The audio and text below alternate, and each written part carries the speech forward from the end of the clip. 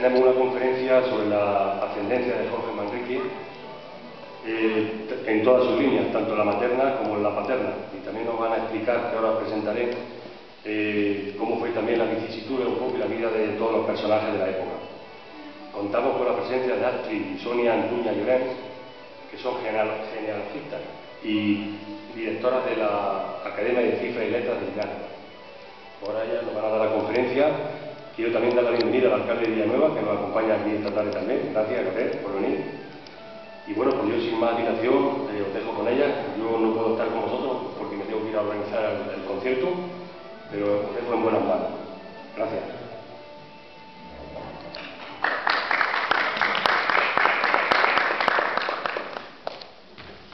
Hola, buenas tardes. ¿Se oye? Sí. Bueno, si no, se me oye igual. Bueno, vamos a hablar, como ha dicho el alcalde, sobre la ascendencia de Jorge Manrique. Nosotras no nos vamos a centrar en la figura de Jorge Manrique, que aquí ya se ha hablado mucho y sabrán seguro mucho más que nosotros. Nosotros somos genealogistas y simplemente lo que nos interesa es la ascendencia, en este caso, llegamos a Jorge Manrique. Llevamos muchos años dedicándonos a la genealogía y lo que hacemos es centrarnos en un personaje y o bien ascender o bien descender y hacer la gente que vive en la actualidad. En este caso hemos elegido una de las líneas al azar, como podemos elegir muchas, y llegamos a Clodión I. Luego veremos que iremos por los visigodos, por los ostrogodos, por los merodeos, hasta que lleguemos a nuestro personaje. Entonces, la genealogía, la gente que no está muy acostumbrada a ella le puede parecer un poco aburrida, porque claro, lo que nos importa son fechas, cuando nacen, cuando mueren, con quién se casan, los entronques que hay. Lo que hacemos para que sea un poquito más amena es hablar un poco de los personajes que vamos tratando. Lo que podemos encontrar en los libros de historia, las batallas, todo lo que hayan hecho, eso no lo vamos a contar porque todo el mundo lo sabe y se puede ver. Lo que solemos contar pues son cosas ya más anecdóticas, leyendas que puede haber. Sí. Una de las cosas que queremos resaltar antes de empezar la ascendencia de Jorge Manrique es la relación que tiene Jorge Manrique con dos personajes, dos escritores muy importantes también de nuestra literatura, que son Garcilaso de la Vega y el Marqués de Santillana, que muchas veces cuando lo estudiamos en los colegios lo estudiamos por separado y nadie tiene ni idea que han sido de una misma familia y que tienen un parentesco muy cercano. Entonces, eso es lo bonito de la genealogía, y cuando tú estudias genealogía, lo que haces es que ves en una época determinada a la gente que vive en la misma época y lo relacionas. Cuando tú estudias historia, estudias a un personaje, luego estudias a otro y luego a otro, y no los unes. En nuestro caso, pues hemos querido resaltar el parentesco que tienen.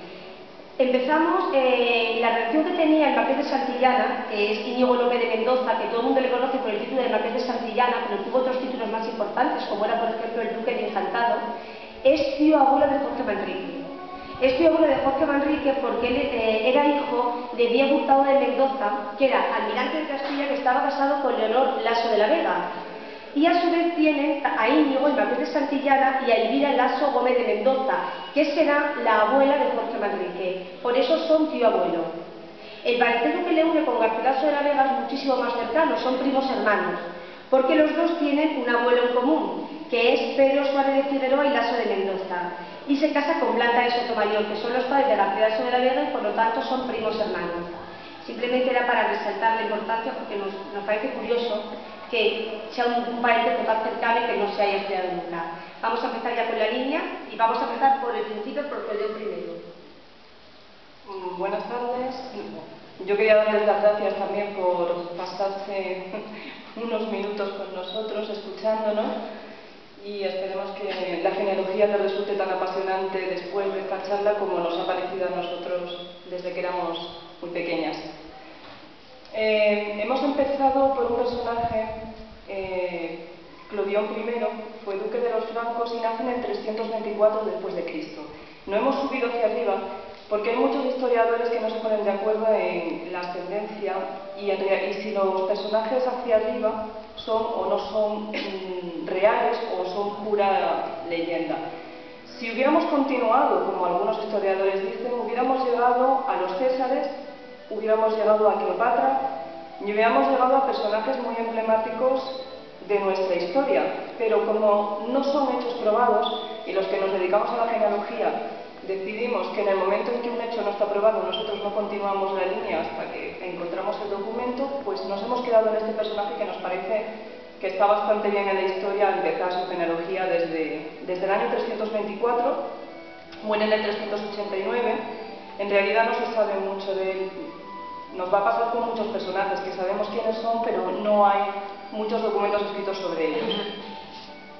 Su hijo es Marcomiro I, también es duque de los francos, se muere en el 404 y en realidad tampoco sabemos nada de él, pero sabemos que existe porque es el padre de uno de los personajes del que sí se ha escrito mucho, que es Faramundo, que es el fundador de los merovingios, que ahora hablaremos sobre ellos. Se cree que nace sobre el año 420 y en el siglo VIII es cuando se empieza a hablar realmente sobre este personaje y es el documento más antiguo escrito sobre Faramundo.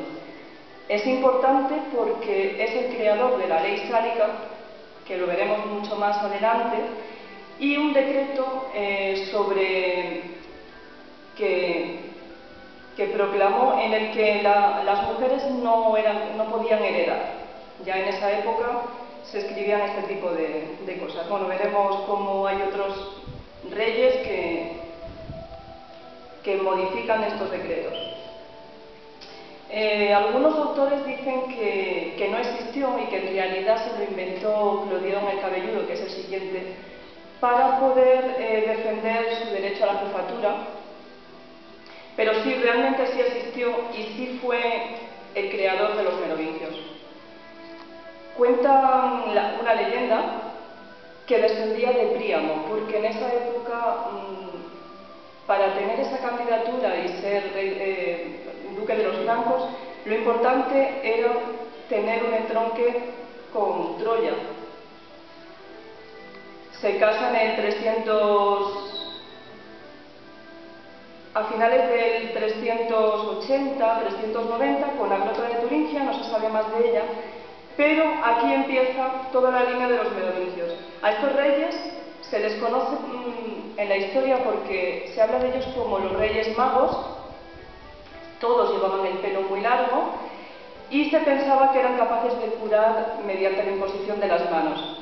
Se tenían las leyendas en que eran unos reyes que se comunicaban entre ellos y con el resto de la gente de forma telepática.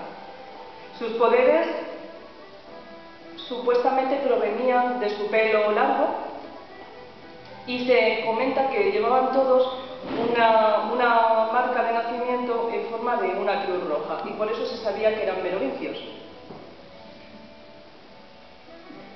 Bueno, el siguiente hijo es Clodión el Cabelludo. Clodión el Cabelludo le llamaban así porque tenía el pelo mucho más largo que las personas que vivían en su época y fue el segundo rey de los merovingios francos. Clodión se casa con Basina de Turingia, princesa de Turingia, y es la hija del rey de Turingia. Hay una leyenda que dice que cuando Basina estaba embarazada fue seducida por un monstruo marino y que por eso su hijo Menobeo tenía poderes.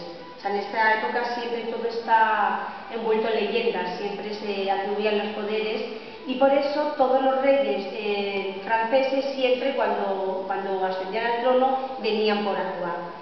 Su hijo es Meroveo III, el rey de los francos, y este es el que va a dar ya el nombre a la dinastía merovingia. Se sabe que luchó en la batalla de los Campos Cataláunicos contra Atila, el rey de los hunos, y que nació en Bélgica hacia el 411 o 415 y que moriría en el 457 o 458. Se casa con Berica, que es la hija del rey de los francos, y tienen a Childerico, que va a ser rey de los francos. Childerico va a nacer hacia el año 436 y muere en el 481.